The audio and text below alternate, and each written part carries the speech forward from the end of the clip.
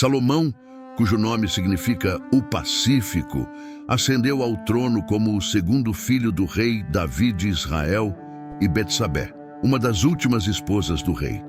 Embora não fosse o primogênito, Salomão foi coroado rei aos 15 anos, atendendo ao pedido de Betsabé e Natã, um profeta reconhecido nos textos bíblicos.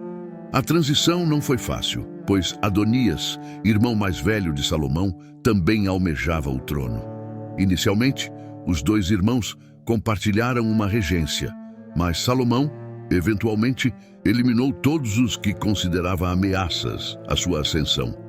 Adonias foi morto, Abiatar, um antigo sacerdote, foi desterrado, e outros cortesãos como o general Joabe e Simei foram removidos do caminho de Salomão.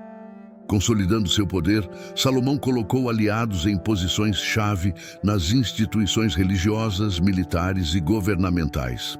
Seu reinado, descrito como um dos mais prósperos e estáveis da época, era respaldado pela presença divina, conforme relatado na Bíblia. A herança de David proporcionou a Salomão um vasto império, estendendo-se do Egito ao rio Eufrates. Mantendo a aliança com o rei fenício Irão I de Tiro, estabilizou seu império e preservou suas rotas comerciais marítimas. Salomão fortaleceu ainda mais sua posição ao estabelecer laços matrimoniais com as casas reais vizinhas, casando-se com mulheres dessas famílias.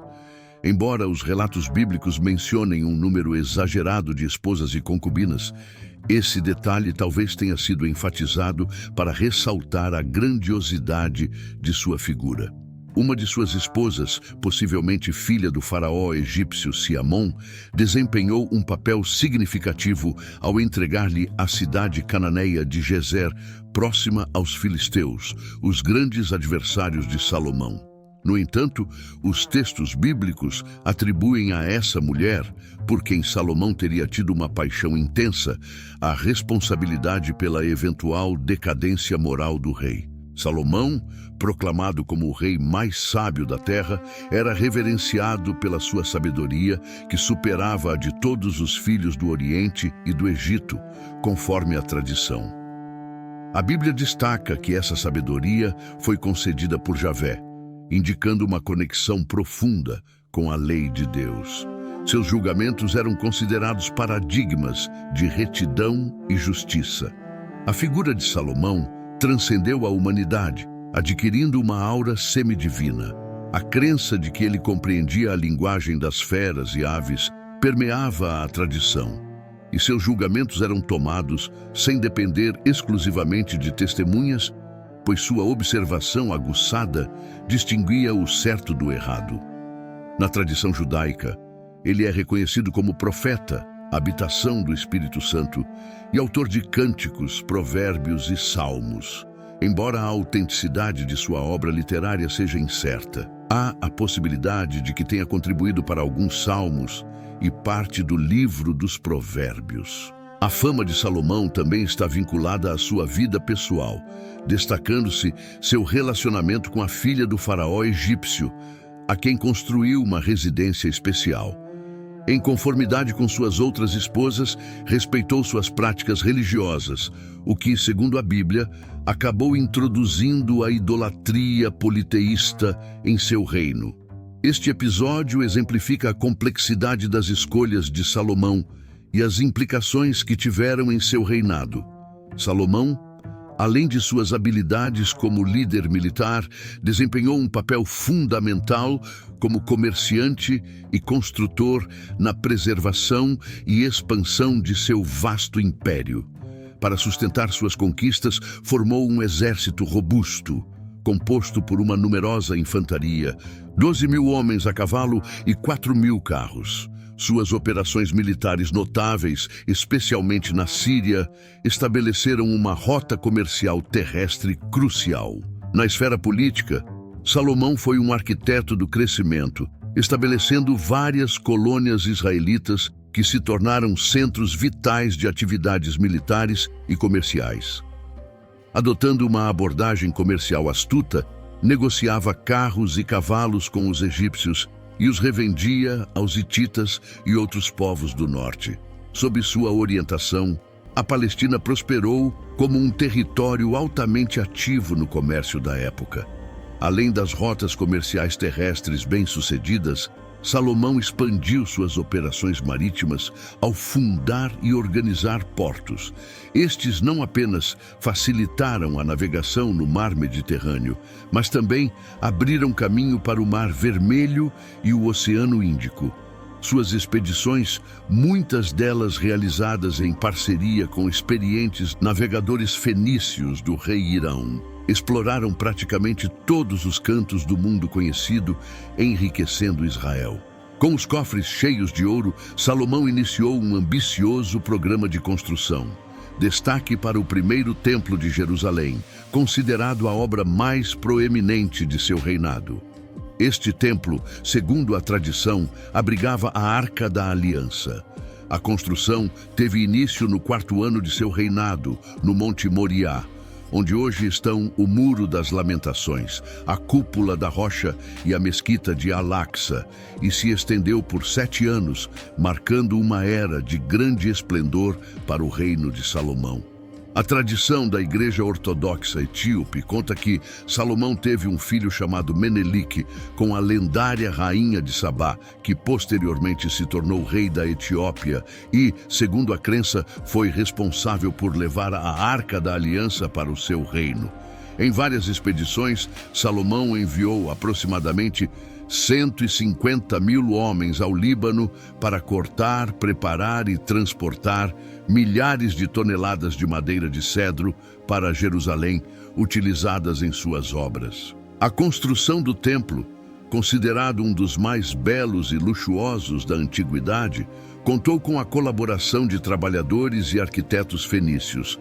Segundo a Bíblia, o templo abrigava não apenas a Arca da Aliança, mas também as tábuas da lei, uma mesa feita por Moisés, a menorá, um candelabro sagrado de 7 braços feito com o ouro mais puro e até representações simbólicas de árvores de ouro, que, conforme a tradição cabalística judia, chegavam a dar frutos.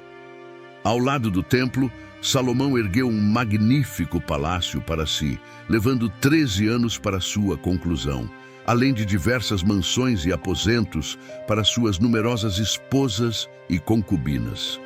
Ele empreendeu melhorias notáveis na capital, cercando-a com uma muralha e reconstruindo edifícios antigos.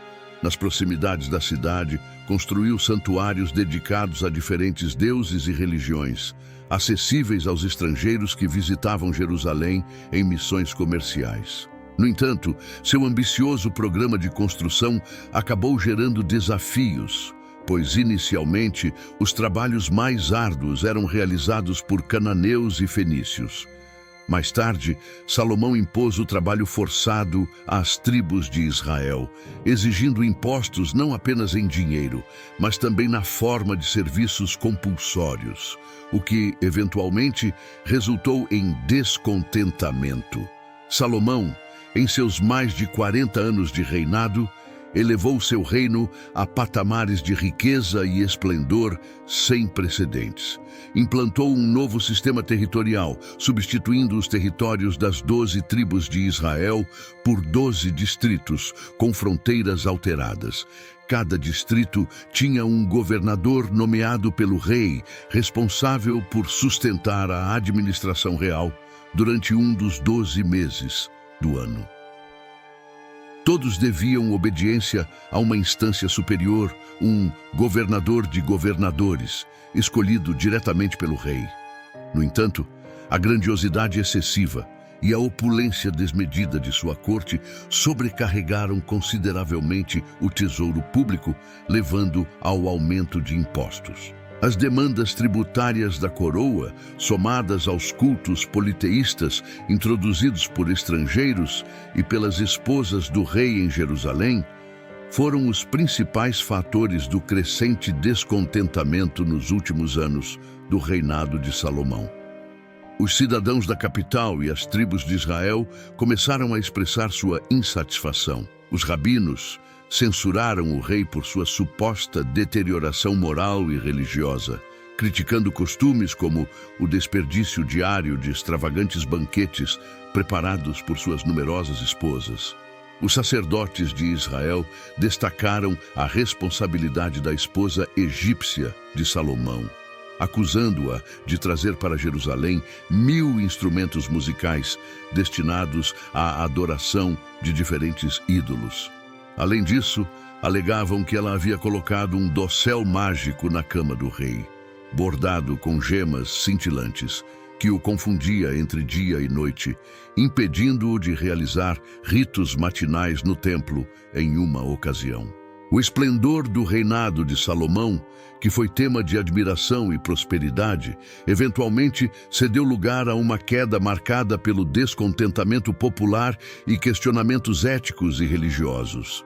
A lenda do encontro entre Salomão e a rainha de Sabá, mencionada no Antigo Testamento, no Alcorão e no Quebra Nagast, o livro sagrado da Igreja Ortodoxa Etíope, tornou-se um tema recorrente na arte da Idade Média e do Renascimento. Um exemplo notável é a representação na Porta do Paraíso do Batistério de São João, em Florença, uma obra-prima do escultor Lorenzo Ghiberti, que dedicou 27 anos de sua vida, entre 1425 e 1452, à sua criação. A figura de Salomão, outrora envolta em esplendor, agora estava associada a desafios e críticas. Seu reinado, que começou com a promessa de sabedoria divina e grande prosperidade, acabou enfrentando as consequências de escolhas que resultaram em descontentamento público e questionamentos éticos.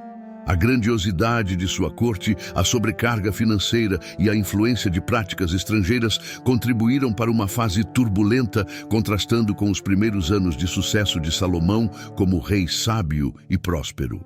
Assim, a trajetória de Salomão, do esplendor à queda, reflete não apenas as grandezas de seu reinado, mas também as complexidades e desafios que surgiram ao longo do tempo. A história do rei Salomão continua a ser objeto de fascínio e reflexão, tanto por sua sabedoria inicial, quanto pelas dificuldades que enfrentou no final de seu reinado. O declínio do reino de Salomão teve raízes mais práticas e terrenas. Apesar das garantias bíblicas de que, no final de sua vida, Salomão tenha se arrependido de seus pecados de vaidade e soberba, a luxuosa corte do rei e a elite de Jerusalém já estavam imersas no materialismo e na ganância, enquanto o povo enfrentava dificuldades. Na última fase de seu reinado, Salomão concedeu consideráveis privilégios à tribo de Judá, a qual ele próprio pertencia, alimentando ressentimentos entre as outras linhagens de Israel. Os primeiros a expressar sua indignação foram os membros da tribo de Edom, descendentes de Esaú, que habitavam na região sudoeste da atual Jordânia. Em seguida, a maioria das tribos do norte do reino seguiram o mesmo caminho. O desmembramento do Reino Unido de Israel começou a se manifestar, embora tenha se concretizado apenas após a morte de Salomão, ocorrida por volta de 930 a.C. Seu filho, Roboão, sucedeu ao trono, recusando reduzir os impostos sobre os israelitas, o que provocou uma imediata revolta.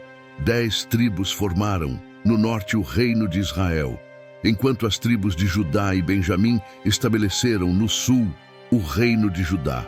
O reino de Davi estava dividido.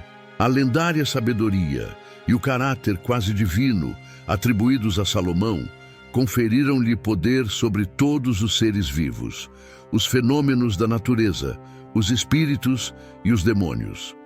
Ao longo dos séculos, sua figura transformou-se em uma espécie de demiurgo poderoso, a quem foram atribuídas ações extraordinárias. Antigos cabalistas judeus afirmavam que as pedras do Templo de Jerusalém podiam erguer-se e baixar por si mesmas. Dizia-se que Deus lhe presenteou com um tapete de seda verde e fios de ouro, capaz de transportá-lo pelo ar com mais 40.000 homens. Além disso, a tradição afirmava que foi-lhe revelado o livro dos segredos, através do qual governou sobre os demônios. Essas narrativas contribuíram para criar um mito em torno de Salomão, retratando-o como um ser dotado de poderes extraordinários e conhecimento oculto. Se você gostou do vídeo, deixe seu like e se inscreva no canal. Fiquem com Deus e até a próxima.